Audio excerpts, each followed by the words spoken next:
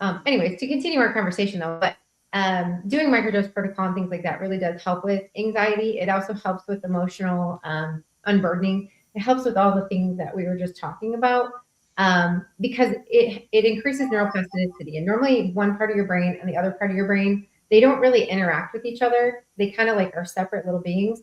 When you add microdosing or psilocybin into the mix, it allows them to connect because it puts off your default mode network, which is your ego kind of, and not your ego like I'm all that in a bag of chips, but like your ego part of your brain that protects you. It kind of puts it offline a little bit, so that you can be more open and receptive to new thoughts and ideas and new ways of thinking. So it helps you reframe the story that you've told yourself about what's going on in any particular situation, or how you feel about it, or imminent danger, which is part of anxiety, which is you believe there is a thing that's going to hurt you again, even if it's real or imagined at this point, right? So when you're in close calls with things or in spots that give you panic, it's because your brain has decided 2 tracks down the snow in the ice ruts, you're not getting out of it. This is what's going to happen next.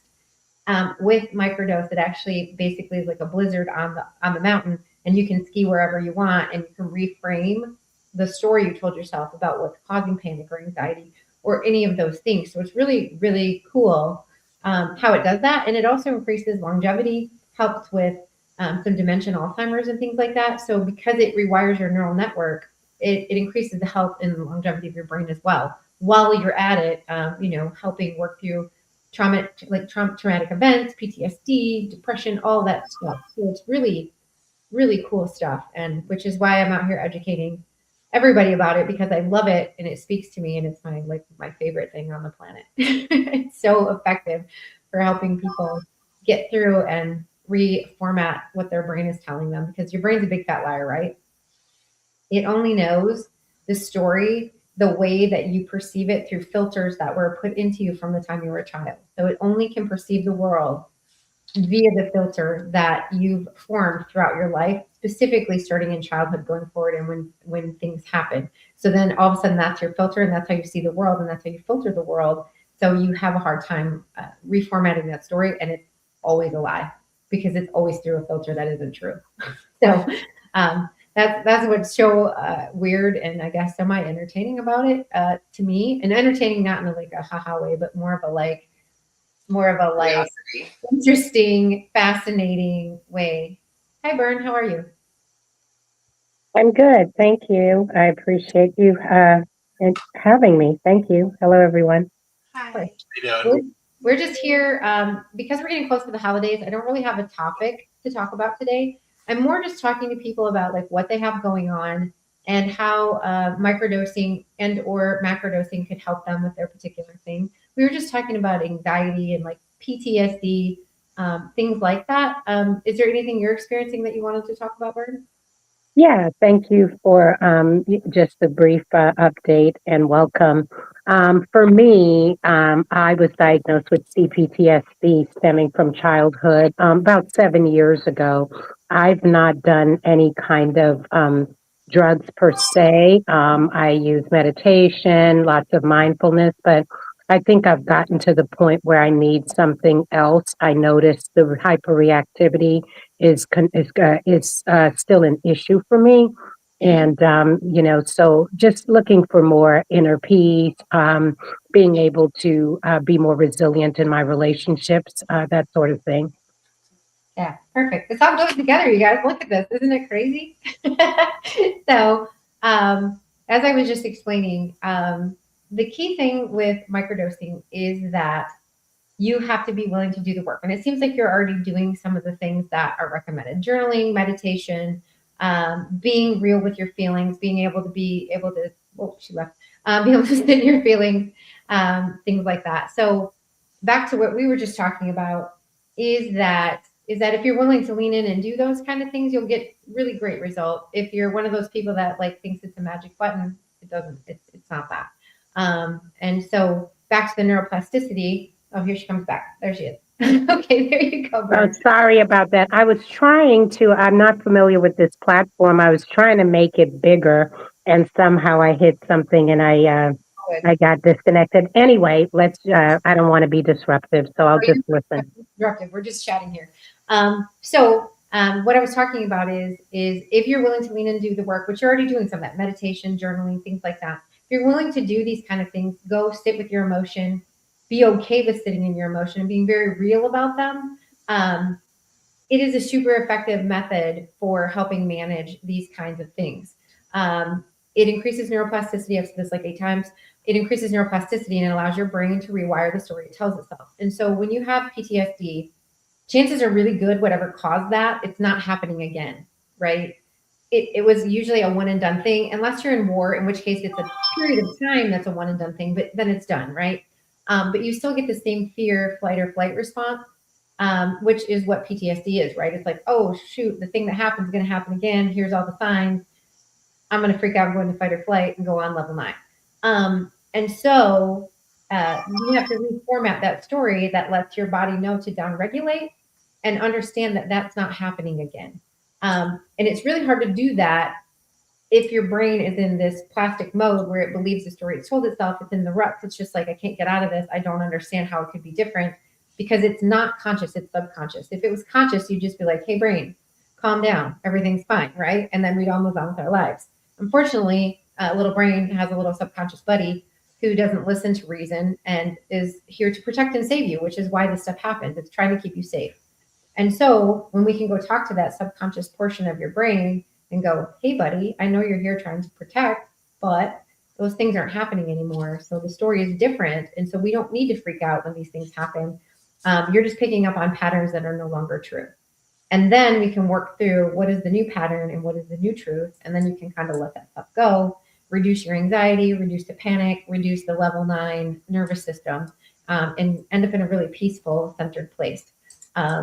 It's great. It's really great stuff. What questions do you guys have? I'm not really familiar with the difference between what would be considered microdosing and macrodosing. Is there like a set amount that's considered, a starting point, and then you go up from there? I know with medications, you kind of titrate up or titrate down.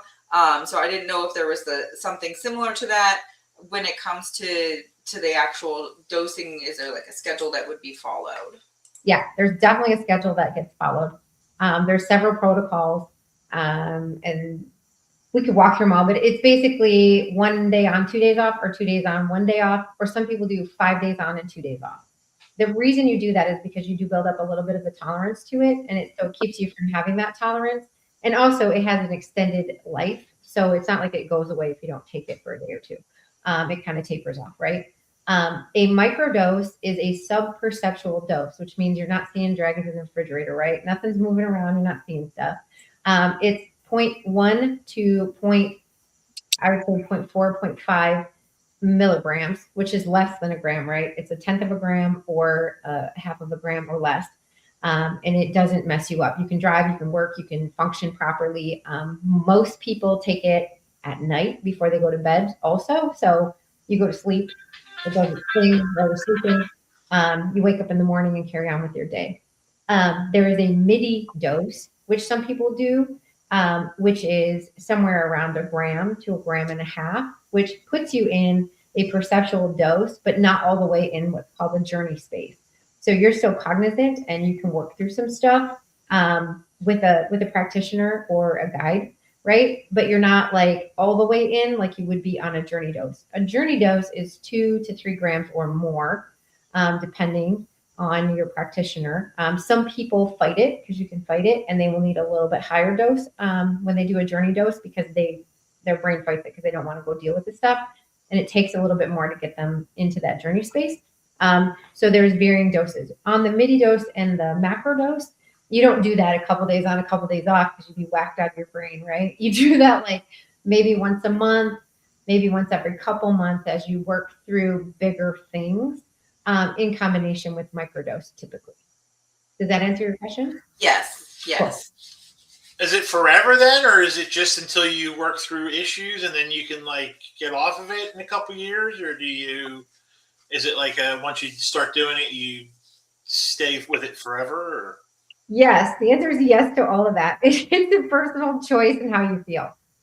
So some people, like myself, I've been taking it for 4 years just because I like the way I feel. My mood is good. I feel good. It's a choice. Sometimes I go for periods of time and I don't take any. And then there's other periods of time where I take it pretty consistently, just how my body feels. Other people will take it to work through some stuff and they'll stop for a while and they come back. And then there's people that take it pretty consistently, indefinitely, because they just like how they feel on it, because it just makes your brain feel good. And it's not like you're high, because you're not high. Okay, so you don't want it to be like you just take it because you feel good. It's your mood's good. You feel at peace. You feel calm. All these emotions that we're seeking all the time, you stay kind of in that space. And so some people want to take it for a while and some people don't. It's up to you, personal choice. Mm. So if it's rewiring your brain, I understand that, it lowers your, it impacts your DMT. Default mode network, the default mode network, and basically different areas of your brain, they're talking to each other. So it's not a permanent fix then at any point. If you continue to do it, why wouldn't you feel inner peace if it's, changing your brain? At some point, is there a point where it just, you're done, or you're not reverting back to old patterns, if you will? So the reverting back to old patterns. Okay. So what the microdose does is it allows that neuroplasticity and forms new neural networks. It's up to you, which is why you got to do the work. It's up to you to reformat the story, right? It just like builds the highway. It's up to you to drive the car down the highway. Okay.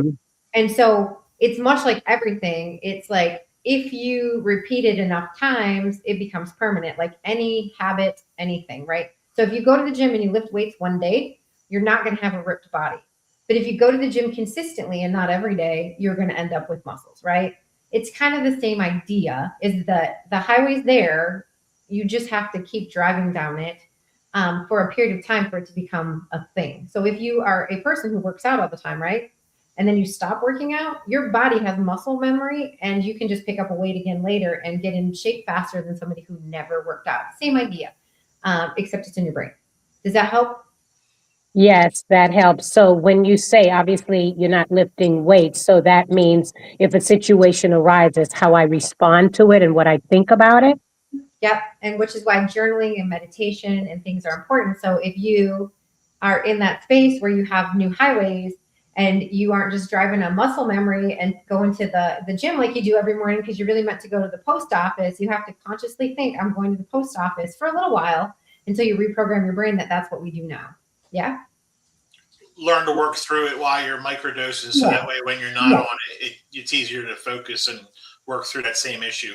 You got it. You just retrain your brain that now this time of day we're not driving to the gym, we're driving to the post office. And after you do it a couple times, then you just naturally do it. So, yeah. Any other questions? Yeah. I guess, is there any negative health effects? Is there something to be concerned about, or interactions with any other medications that you're aware of? Yes, there are interactions with medications. And so when you do a conversation and intake with me, there is a medical form that you have to fill out, and then we'll go over any of those interactions. If you're on lithium is one of them, it's a no-no because it can give you serotonin syndrome.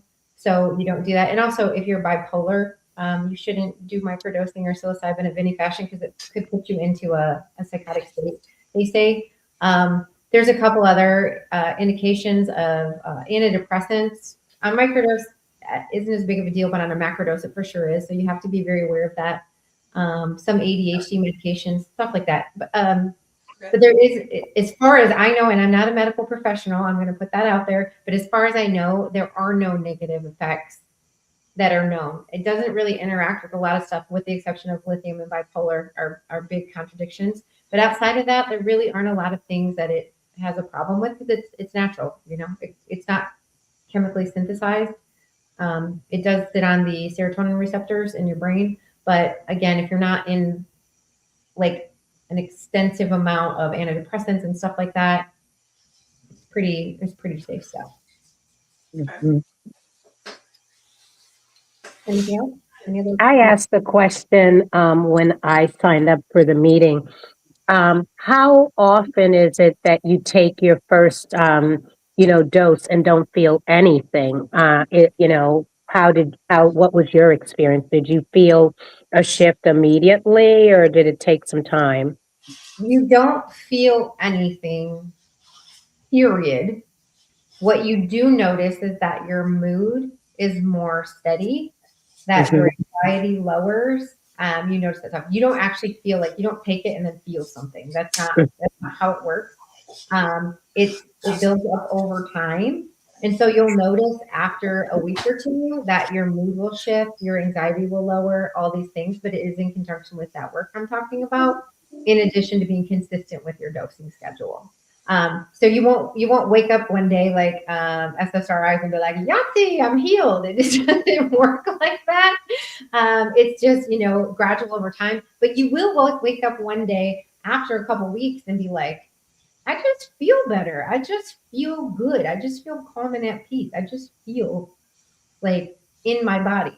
Um, but it isn't like that. It isn't like a flip of a switch or anything like that. Mhm. Okay, thank you. Yeah. What is the average time before somebody does start to notice it? Is it something that they notice? Because not everything works for everybody. Is it if we do it for a month and we find that it's not working? Do we say, okay, maybe I'm not a candidate for that, or is there a longer period of time before you say that, or is it something that really works for everybody? So far, everybody I've worked with has had good results. But like I said, in the first month or so, 6 weeks, pretty intense. And we talk about it a lot. And we're like, maybe you need to increase your dose. Maybe you need to lower your dose. Maybe you need to do the 2 days on, 1 days off. Maybe you need to, do 5 days and 2 days off because maybe you're stressed out at work and that's what you need. So we do a lot of tweaking about what's going on as we go to get you in that sweet spot. And once you're in the sweet spot, wow, it's so good. Okay. Better sleep at night, I guess. Would you? I guess. Sometimes yes, sometimes no, because sometimes you're dealing with your emotions because they're coming up, right? And you're doing the work. And so sometimes, when you deal with your emotions, you don't get very good sleep. But in general, yes, you have good sleep.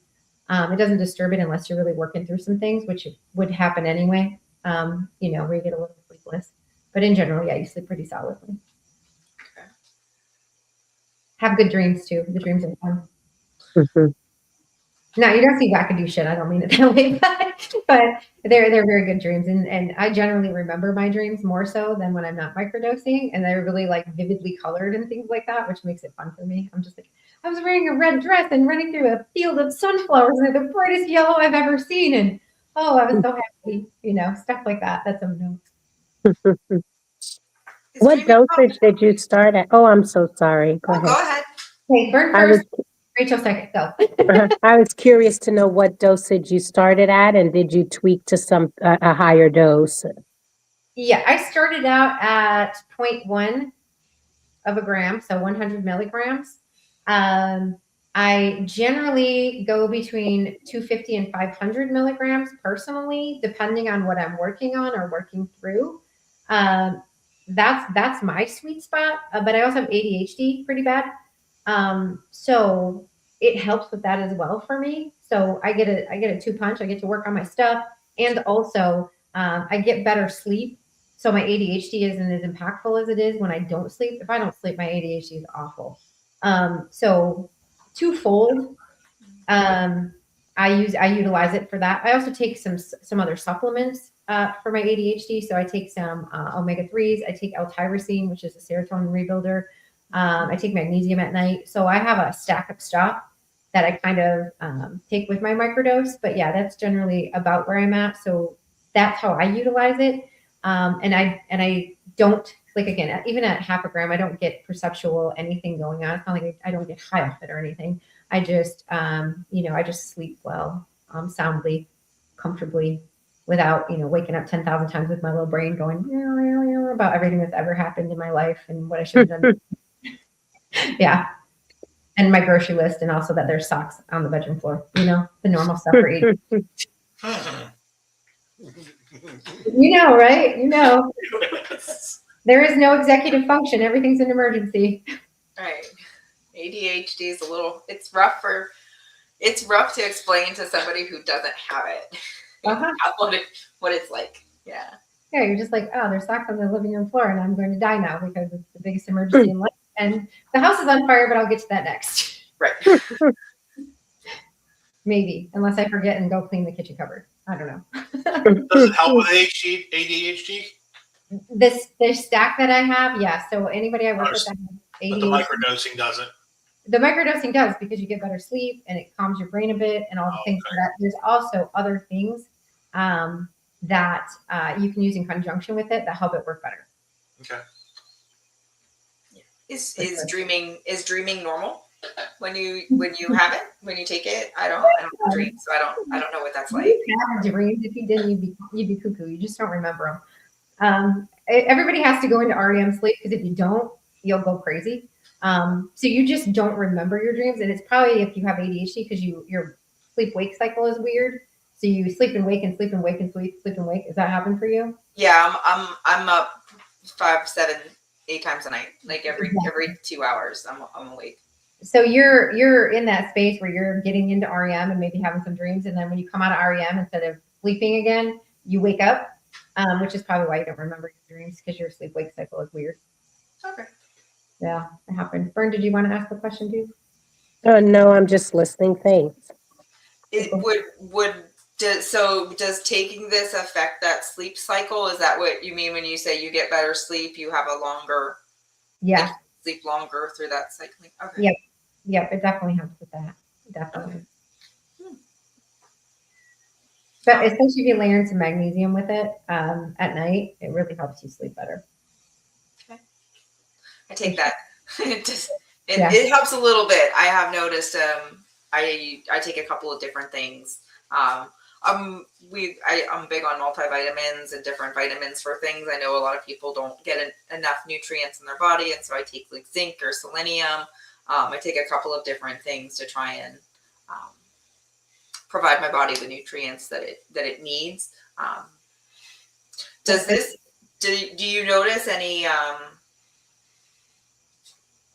I want to say side effects that are not necessarily negative, but just unique. Like, sometimes people are extra thirsty during this time, or they find that it changes their eating habits a little bit, or they're more hungry in the morning time when they normally weren't, or that type of a thing.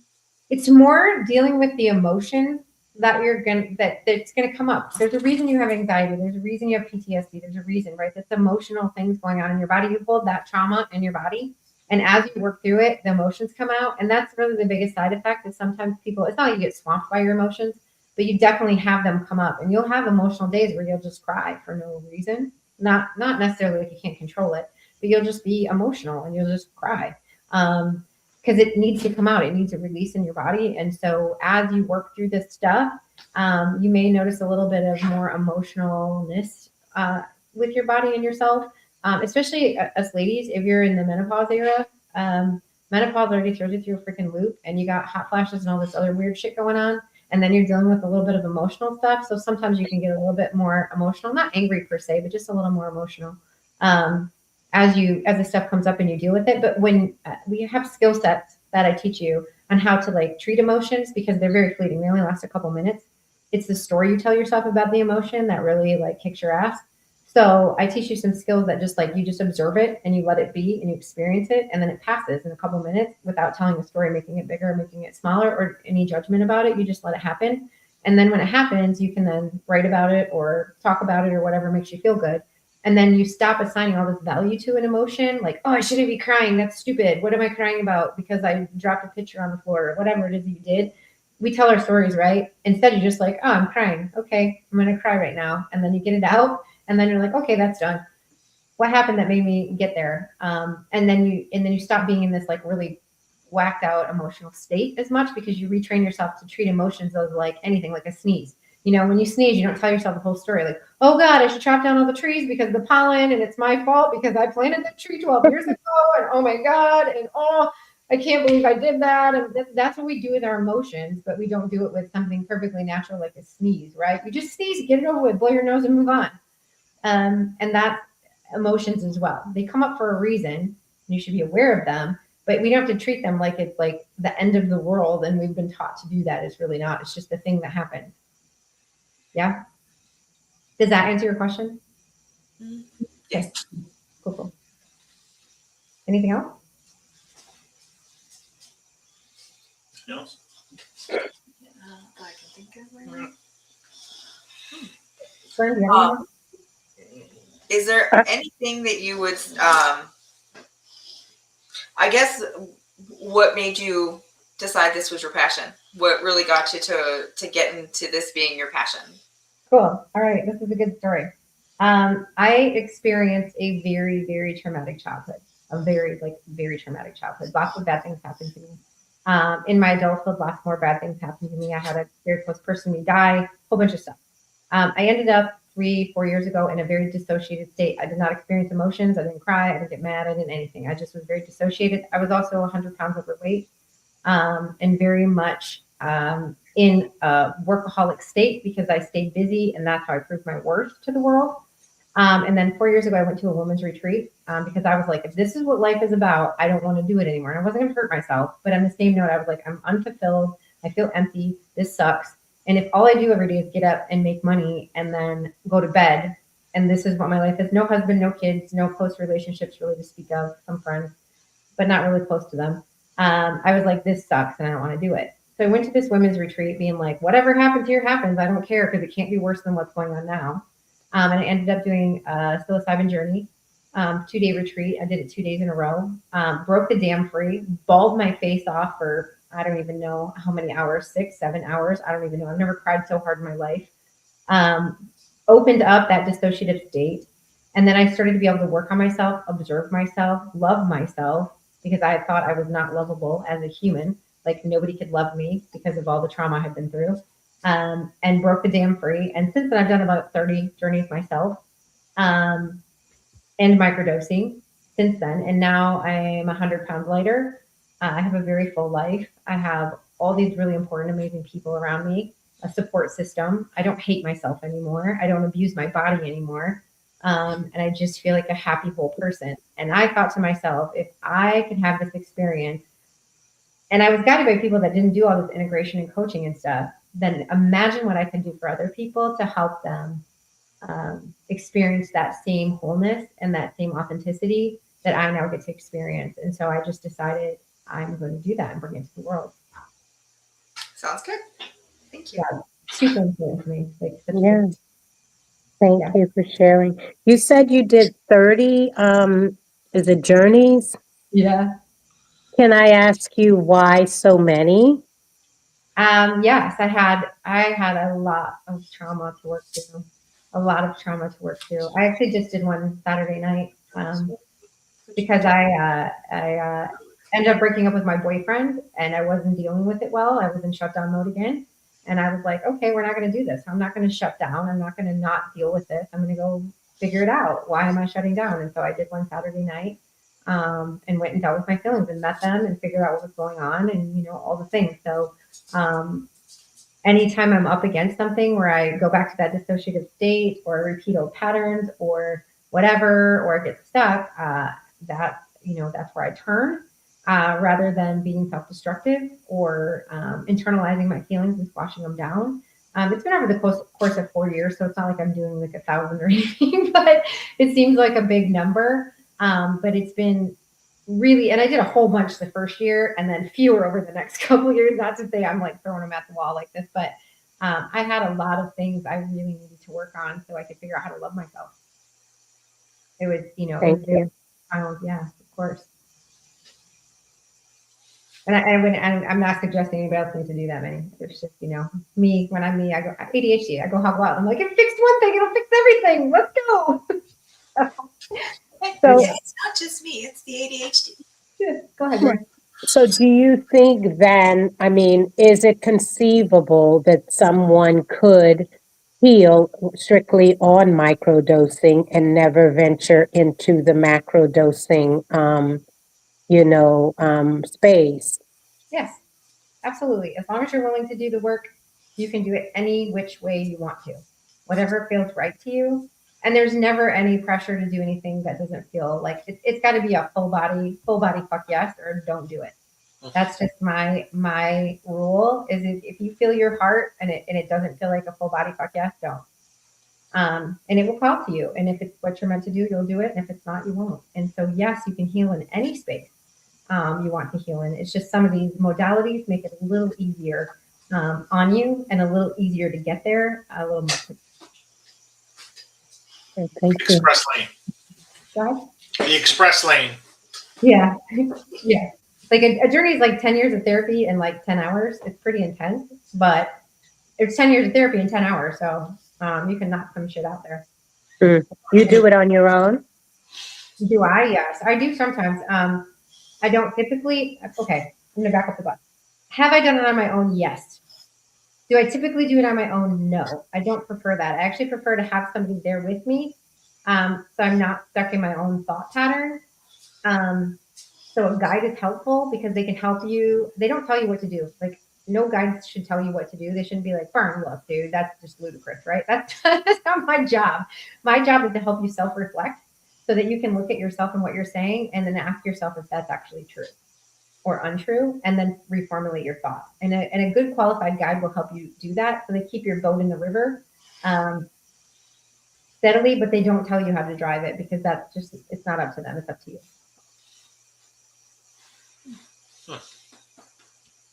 Do you think that individually, or is this something that you would do as a group? And what I mean like that is it something that we would do as a couple if we were both working on things?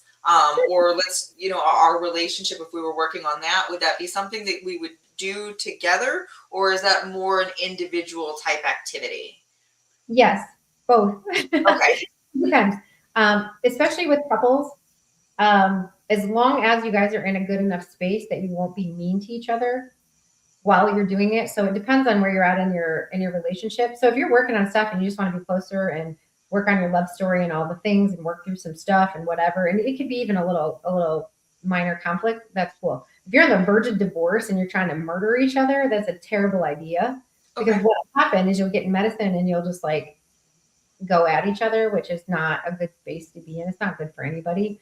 So it's up to the practitioner you work with to help you with that, to be like, probably individually you need to work out some stuff before you go together, because right now you're just not in a healthy headspace to do that.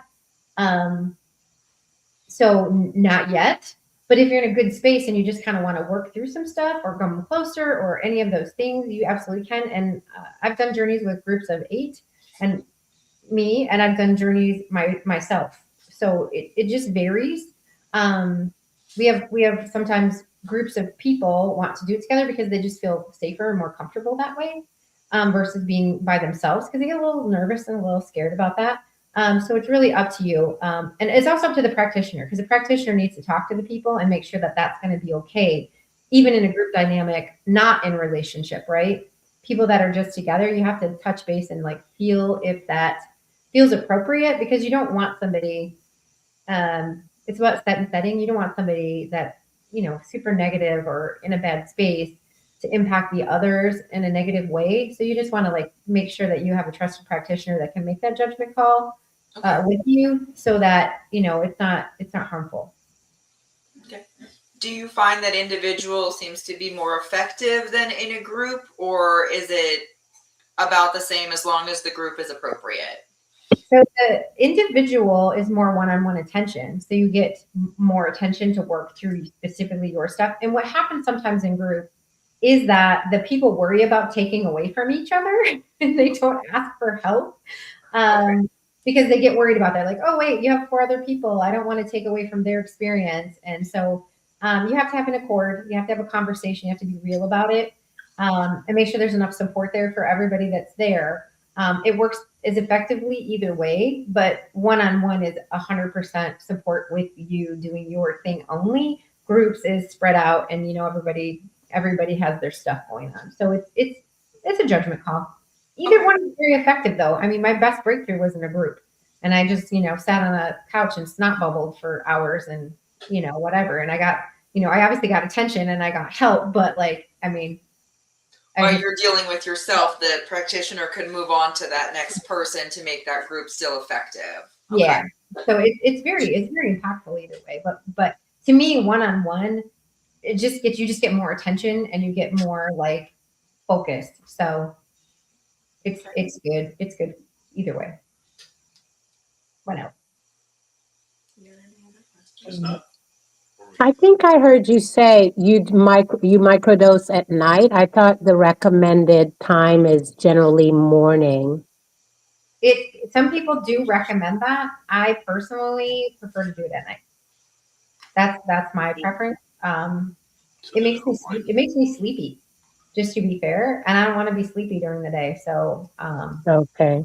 I prefer to do it at night. Some people say, and there are some different strains of psilocybin as well that are more focused and higher energy than others that are more introspective. I take the more introspective ones, so it makes me sleepy, and I don't want to wake up and be sleepy. I get up at 5 a.m. and go to the gym and all kinds of stuff. So the last thing I want is to be tired. Gotcha. Yeah, so that's just my personal preference. Again, you just kind of mess with it to get to your sweet spot, what feels good for you. I'm not huge on saying like, here's the box, you must stay within it. These are the rules, because every person is different in how they react to it, how they feel about it, if it makes them sleepy, if it makes them energized. You just kind of got to feel it out and find out what's good for you. Got it. Yeah, thank you. You're welcome. I do have one more question. Do you find that somebody who's had no experience with this responds better than people who have had experience with it in the past? Let's just say you were young and wild as a kid, and you had, it wouldn't have been I would not know. I'm not speaking about myself, but I went to school, in a public school, and some of those kids were wild and trying all kinds of different things, including this, just for fun. So do you find that if somebody's done that in their past, that it's less effective or more effective? Does that have any effect on how it goes for them? No, the only impact it has is they're less nervous about it, right? Okay. I did do this as a teenager a couple times, and 1 or 2 times as an adult as well. So when I went to the journey space, I wasn't nervous because I already knew what was going to happen, right? I'd already done this before. So I wasn't nervous about how it was going to impact me or what I was going to see or whatever. If you've never done it before and you do a macrodose, lots of people get scared because they're like, well, I'm going to see dragons in the refrigerator and all this weird stuff's going to happen, and I'm nervous, right? That's not actually how it works. But they get nervous because they haven't had the experience. It's like drinking alcohol, right? Before you drink the first time, it's hard to explain what is being drunk like. But once you've been drunk once, you're like, oh, I get it. This is what it's like. It's not a big deal, but this is how it is. It's kind of like that. And so new people get a little nervous. It's a little jittery, a little fluttery. But once you experience it one time, you're just like, oh, well, no big deal. Like, yeah, things move around a little bit, but I know that that's supposed to happen, and so it's whatever. Okay.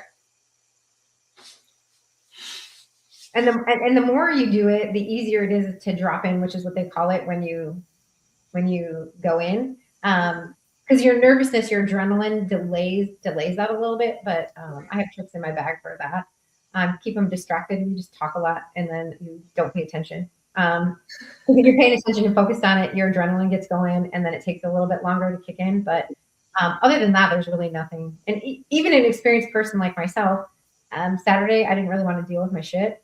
I'll be the first one to admit it's not fun for that. So I was fighting it. So it took me longer to drop in than it normally would. So yeah. So even me knowing what's going to happen, I just didn't want to deal with my feelings. So I was being a little chicken butt about it. And then when I did, I was like, that was it. So I just had to cry a little bit. Dang it. Sounds good. Yeah. So I did ketamine 3 years ago because, like I said, I have never done drugs. I'm a light drinker, so I was nervous about not being in a controlled environment. And for me, what I was hoping for didn't happen. I mean, I certainly tripped, and I remember seeing all kinds of things and feeling really uninhibited. But yeah, so I think I did 3 or 4 sessions over a course of several weeks or something. They space them out. Um, my understanding of microdosing is, for me, I'm trying to modify, my concept of myself and how I react to things, or what they call habit patterns. Ketamine, I thought, was supposed to do that, but it didn't. I just experienced, feeling, just kind of like escaping. And then, once I got it out of that physiological, feeling of it, I was fine and life resumed, but I didn't see any, long-term benefits from it. Did you do integration calls afterwards to talk about what happened? Or did you just like do the treatment and then go home? Yeah, my niece and I are very close. She's a therapist. She knows my story.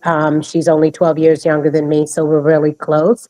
And I journal extensively. I'm very self-aware, very spiritual. So really, I didn't get any big downloads. I've done a lot of work on myself. So Good. it's more like the reactivity. Like that's the part that because that is, coming from, a default that happens so quickly. I'm not, I'm high processing. I do, I'm of course, a miracle student. I understand that my reality, I create it. Anything that happens to me, it's because of my thought pattern. So I'm not in the blame, shame, none of that. So in, in an intellectual state, I understand myself fully, and I'm not sitting here, oh, this happened to me, victim consciousness, any of that. But when I get activated because I was abused, it's when I feel threatened, and it's not really from a space of me saying, oh, this is dangerous. It just comes on me. You know what I'm saying? So that's the part that I'm interested in this medication for, is the part that when I'm, that I'm not really able to control. And, if something could happen with my brain that has stored this memory so deep and, defaults and reacts, when it perceives that I'm unsafe, that's the part that's intriguing to me. Yeah. So what I'm hearing, and I may or may not be right or wrong, okay? But what I'm hearing is you've tried to logic your way into the subconscious. Um, you have a very logical and very like coordinated manner in which you're addressing some of the things, which is awesome. But you're logicking with a subconscious program, because obviously this isn't conscious. Was you fix it? And so you're trying to logic a subconscious program, and so it may require a little bit deeper meaning and understanding, and maybe some parts work. Are you familiar with integrated family systems? Yep, I've done all that too. Yes. Yep. So it requires some of that deeper parts work, and you may be protecting it with a wall or a block for some reason, because some part of your identity is tied to that. But we'd have to go a little deeper and figure this out. But definitely, it's something that can be rooted out, because it is a subconscious program you've got running that you're not going to logic your way out of it, because it doesn't make sense. We have to figure out what's the root cause of why you're holding on to this protective pattern, and how do we get that protective pattern to stand down, and then reprogram the protectiveness in a more meaningful and useful way. So that's just high level, because I don't know you at all, and we haven't dug into what's going on. But high level, lots of people do that. I do that even, is try to logic my way out of why I'm doing this or how, and blah, blah, blah, which is why I couldn't cry. It's because I try to logic my way through it and be like, this is not worth crying about, and there are real things in this world, and blah, blah, blah, whatever. But with some work and some integration parts, you can get there. It's just going to require a little bit of a dig to see why you're hanging on to that so tight in your subconscious program, and what is it actually trying to protect you from, because it might not be what you think it is. Mm-hmm.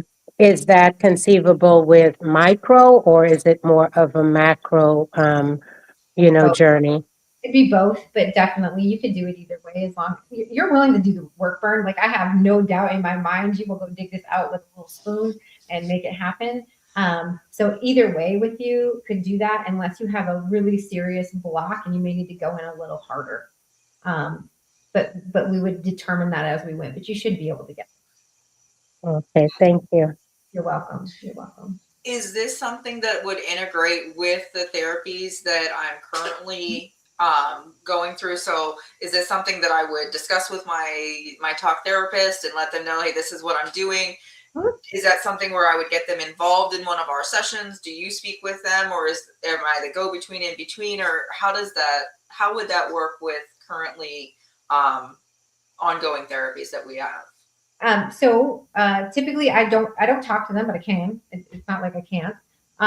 But we give you integration plans and all kinds of things like that. So you would be able to take that with them and show them like what we're doing, so they can understand. At any point in time, I would talk to them gladly. But it all works in conjunction with one another. Like nobody is a standalone, solution to the problem. And if you're working with people, you want your team to be working together so everybody understands and is hauling on the same end of the rope and not working contrary to one another. And Right.